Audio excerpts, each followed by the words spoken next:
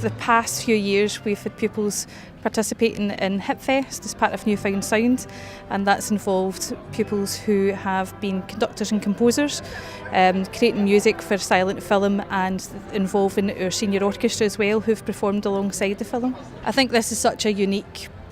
project and programme that they're so enthusiastic about it, not only for the conductors and composers because it gives them a huge amount of responsibility, experience for whatever they're looking to do, whether it's music or other subjects after they leave school, and for the orchestra pupils, they absolutely love it. It's something completely different for them.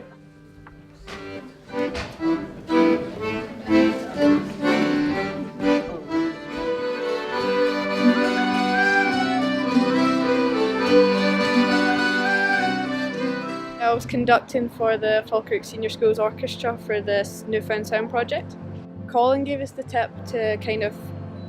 think about what mood and atmosphere it's going to be, like tap your foot along to how fast you think the music's going to go, and then that just got the basis of the idea and stuff. It was kind of nerve-wracking because I was first in particular, but it was just a bit annoying because if I went too fast it would throw the whole thing off, but it was really fun doing it and we had a good experience with everyone.